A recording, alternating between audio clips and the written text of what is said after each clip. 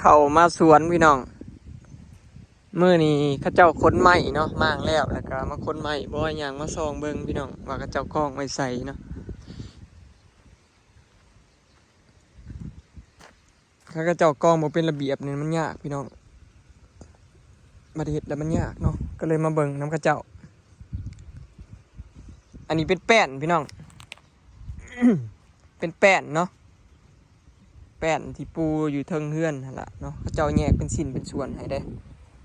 แต่ละท่อนต้องแยกเนาะพอเวลาเห็ดมันจะง่ายเวลาเอาก็เอาง่ายเนาะคันกองถิ่มเปะลงรวมกันเลยเอายากเนาะสบายดีเด้อพี่น้องสบายดีเบิดสุขคนเนาะสบายดียามสายๆพี่น้องตอนนี้ทีมงานกำลังเล่นคนใหม่อยู่เนาะน่าสิแล้วคาบเที่ยงมาจักเนาะอันนี้คือเดินเฮายังว่างพี่น้องเริ่มชีวันอะไรเริ่มเป็นรูปเป็นร่างขึ้นเขาเริ่มแบบมีนั่นอันนี้ขึ้นเนาะ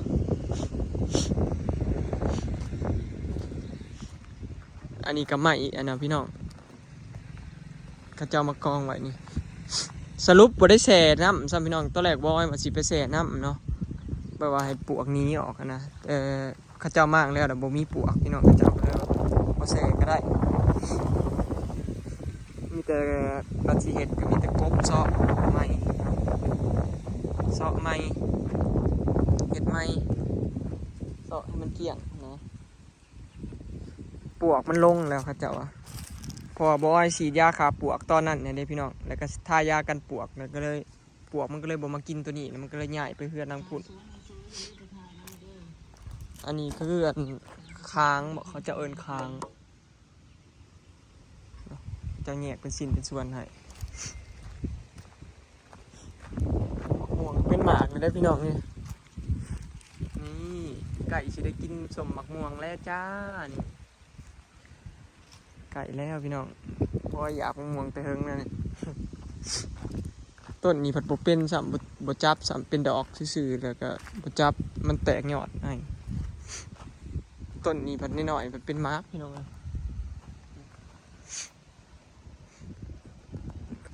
อันนี้ก็เสร็จอันนี้พี่น้องโตแอมมันโตเขาเอิ้นอิหยังว่าแอมมันขางบันไดหั่นเด้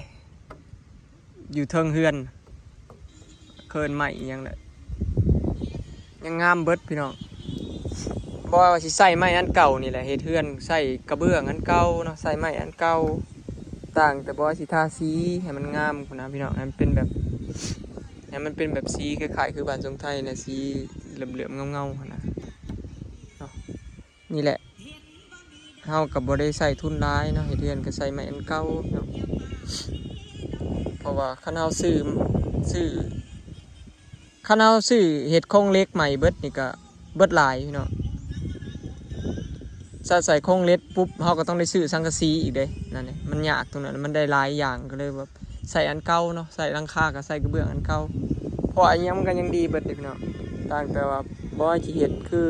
FC เพิ่นบอกนั่นล่ะบ่ว่าสิทายากันปวกแน่แล้วก็ลาดน้ำยากันปวกแน่เนาะแล้วก็สิเดินท่อคันมันบ่ยากก็สิเดินท่อคือฝั่งไทยนะพี่น้องเดินท่ออ้อมเพื่อนจังซี่แต่เวลานะเฮาก็ฉีดยากันปวกเขาพูดเสียงเพลงพี่น้องตูบน้อยเพิ่นตูบน้อยไปสาวอำลา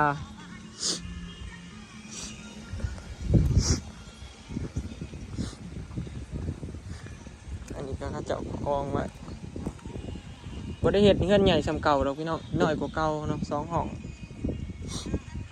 คันเฮ็ดใหญ่ซ้ำเก่าเฮ็ดบ่ได้เพราะว่ามันต้องได้ซื้อไม้เติมหลายคันเฮาเฮ็ดน้อยกว่าเก่าน่ะได้พี่น้องบ่ได้ซื้อไม้เนาะ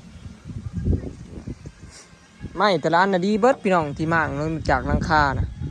ปวกมันไปกินแต่ในคางกับคอซองอยู่ในหลุมเฮือนนะพี่น้องมันไปกินบ่อนที่เฮือนสิฮักนะไปกินบ่อนอื่นน่ะบ่กินไปกินแต่บ่อนเดียวนะกินจนไม้ค้างขาดอันนี้เขาเอิ้นเส้นพี่น้องไม้เส้นตอกแอมเนาะเซาหน่อย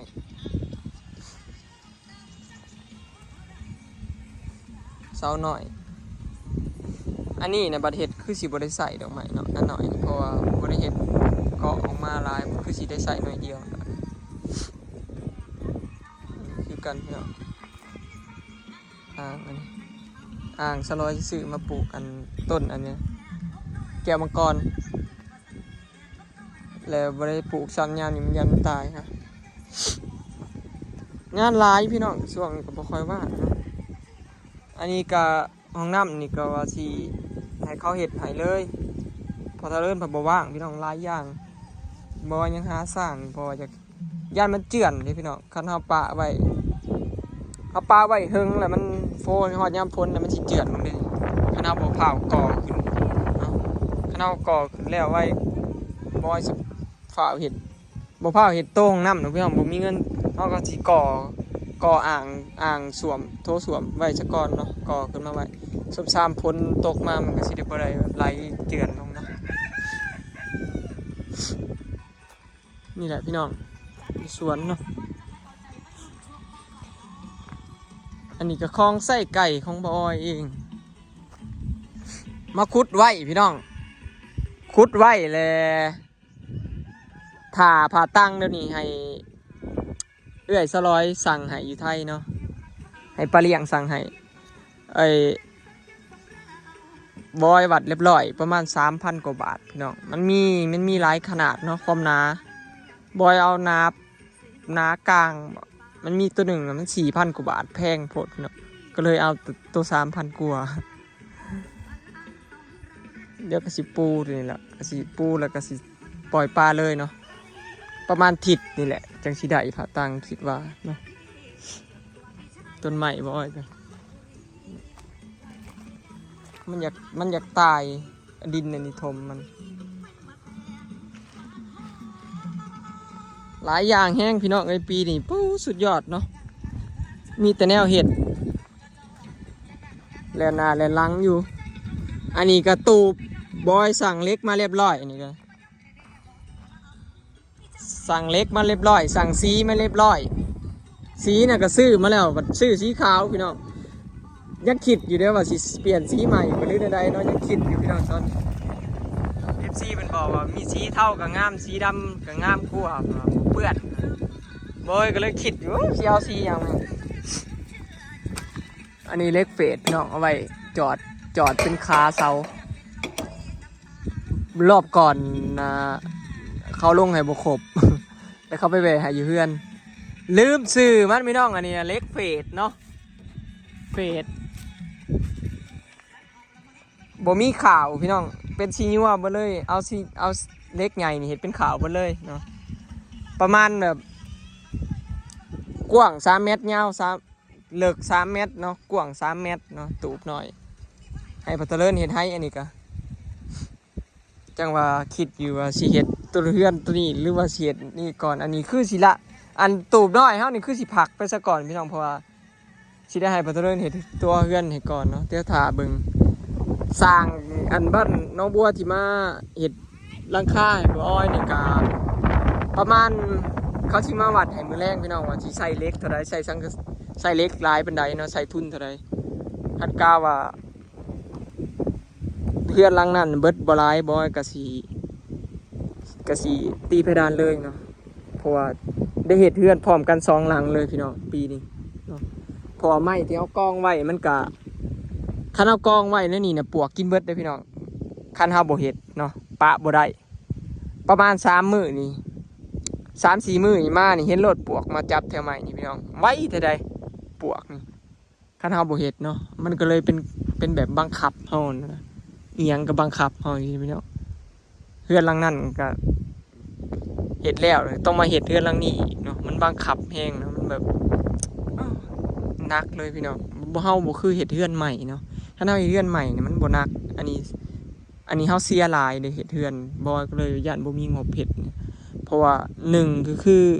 เสียทั้งค่ามาก2ก็คือเสียทั้งค่าเฮ็ดอันนี้มัน2เด้งก็เลยกลายเป็นเบิดเงินหลายพี่น้องเนาะรวมทั้งค่ามากรวมทั้งค่าสร้างเฮ็ดเฮือนก็เกือบ100,000แล้วเนาะเฉพาะได้พี่น้องเฉพาะได้ยังบ่ได้รวมแบบเล็ก ทาเบิ่งไว้สั่งเล็กสั่งสังกะสีสั่งแผ่นเรียบตีฟ้ารอบนอกอีกอย่างหลายอย่างอีกไม้เสื้อลาเสื้อเดอีกหลายอย่างเนาะทาเบิ่งสิเบิดอะไรเพื่อนอยู่ในบ้านเนี่ยก็ได้บอยสีต่อขึ้นอีกให้มันสูงขึ้นอีกได้พี่น้องเพื่อนก็ต้องได้ซื้อหินซื้อทรายสิได้ซื้อทรายแล้วก็ซื้ออันอิฐบล็อกเนาะผัดอิฐบล็อกผัดเพื่อนอยู่ในบ้านผัดบ่เป็นอิฐบล็อกพี่น้องมันเป็นดินจีแพงอีกดินจีเนี่ยหายากอีกบ้านเฮาเนาะสิได้ก่ออีกถ้าเบิ่งสิเบิดงบเท่าใดพี่น้องเดี๋ยวสร้างสิมาคำนวณให้มื้อแรงนี่แหละคือว่าเนาะ300เป็นโทรบอกสร้างเรียบร้อยแล้วมาเบิ่งทั้งด้านพี่น้องสวนไม่เท่ามาล่าข่อยได้แปลนเบิดเลยไม่เท่าข่อยจูดแปลนเบิดเรียบร้อย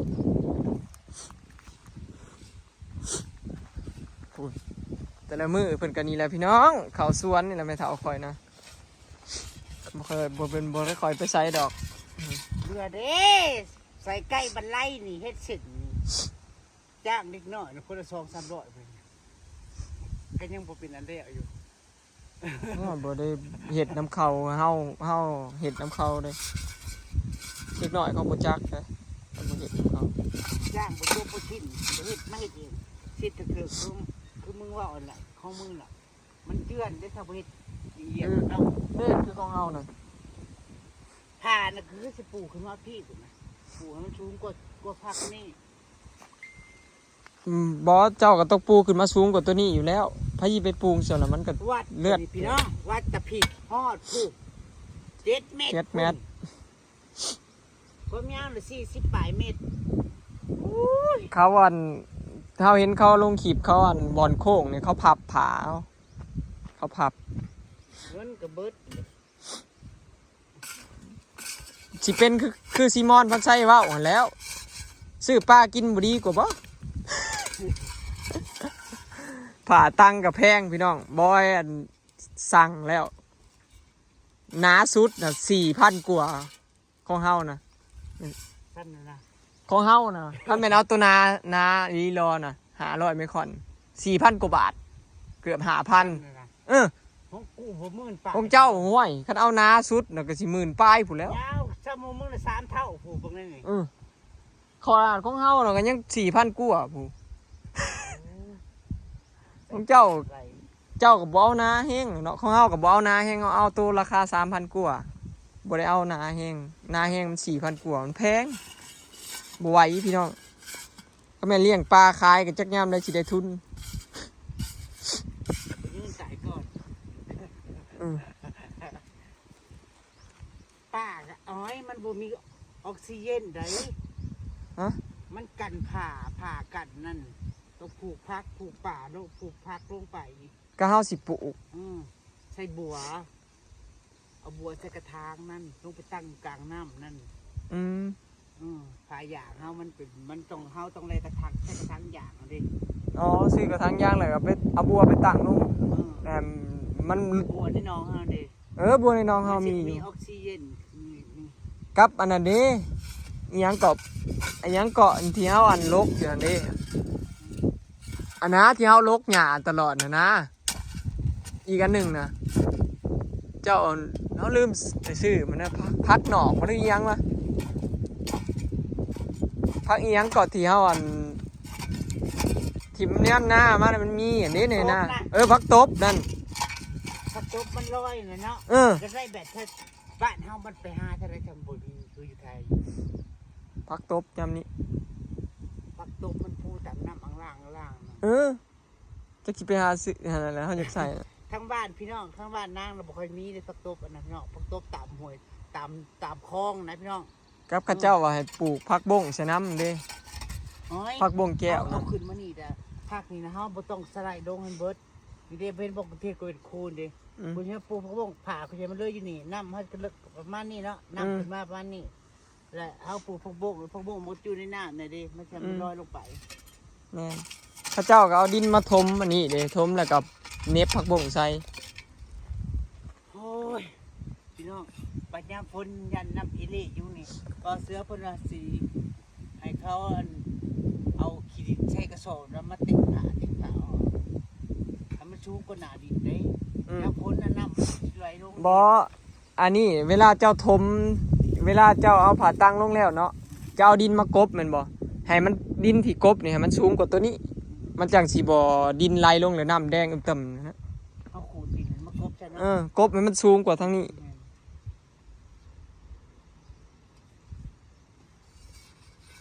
มันตื่นนี่ เอา จะไปกลัวจะขาคนไปเหนียวเลย ผู้เดียวกับผู้แห้งน่ะนะบ่เฮ็ดผู้เดียวคือเก่า คือจะเหยียบหัว รถไทยผู้ละคันพี่น้องพอดี6 คัน 7 คันรถไทยสร้างนี่7 คันเลยผู้นำกดกันมาว้าวเป็นขบวนเลยพี่น้องเนี่ย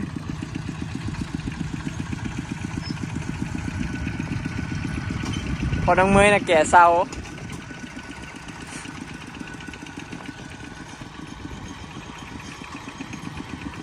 พอเราเตี้ยนี่พี่น้องสร้างเตี้ยแก่กระเบื้องพอเราซีแก่เซา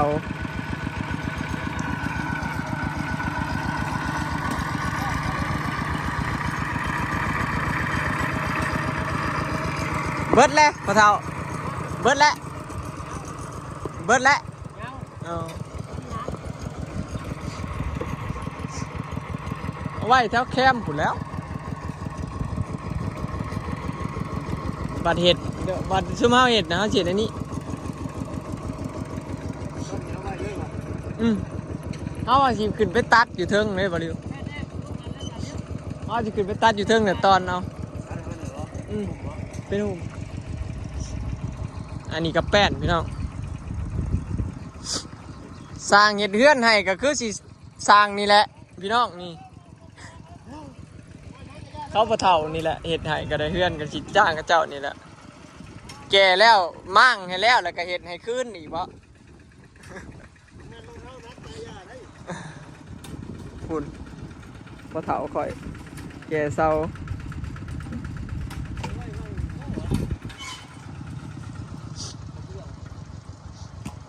ไว้นี่ก็ได้ไว้ดีก็ได้เพื่อนมันลบ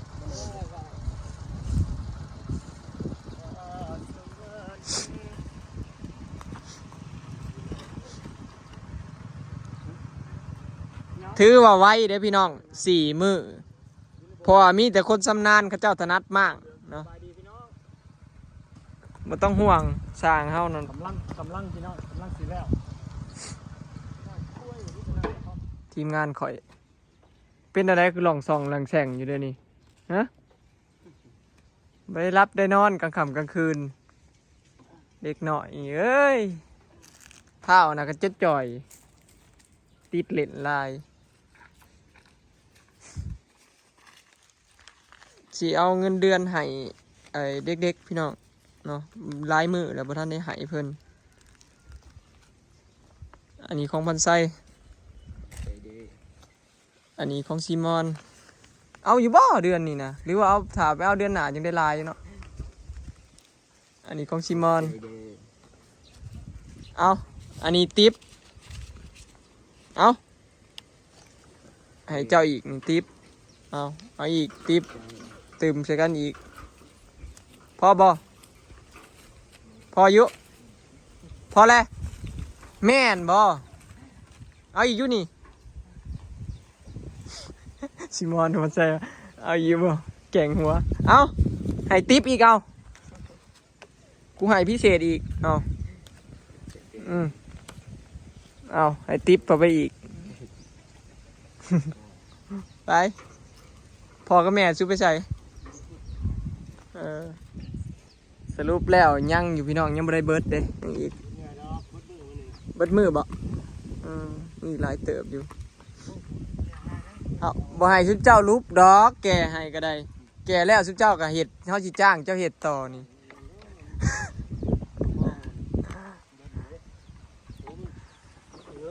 นี่แหละพี่น้องเนาะกับบ่ได้จ้างผู้อื่นดอกพี่น้องอันนี้นะตั้งจ้างตั้งหาญาติพี่น้องแล้วมีแต่ญาติพี่น้องเบิดที่มามั่งเฮือนให้เฮ็ดให้นี่ก็บ่ได้มีผู้อื่นดอก